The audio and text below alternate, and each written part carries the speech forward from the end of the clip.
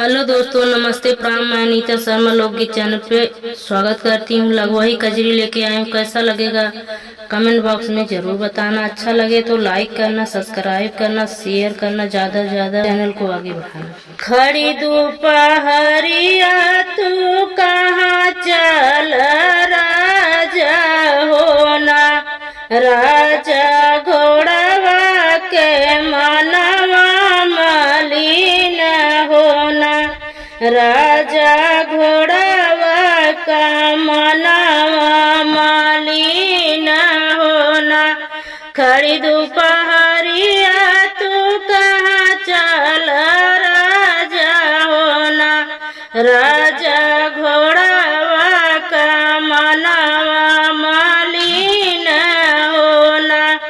घोड़वा के कपधरई ठंडी रनियावा होना, राजा जराई रुकी जाता होना, राजा जराई रुकी जाता होना।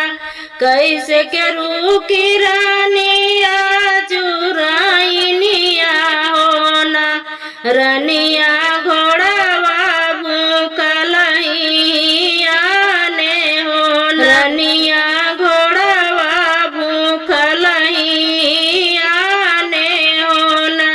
कैसे करू की रनिया जुराइनिया होना, रनिया घोड़वा भूखलहिया ने होना।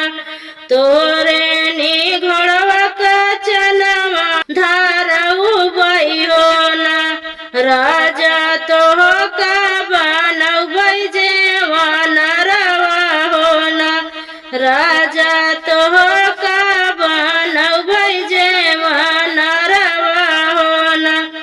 खड़ी दोपहरिया तू कहाँ चल राजा होना, राजा घोड़वा का मनवा मलिन होना, राजा घोड़वा का मनवा मलिन होना।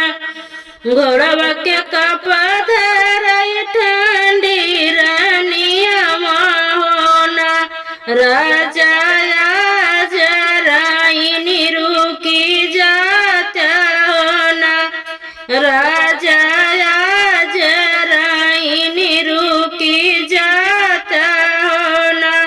कैसे के रुकी रानिया जुरानी इनिया होना, कैसे के रुकी रानिया जुराइनिया होना, रनिया घोड़वा भूखलहिया ने होना, रनिया घोड़वा भूखलहिया ने होना।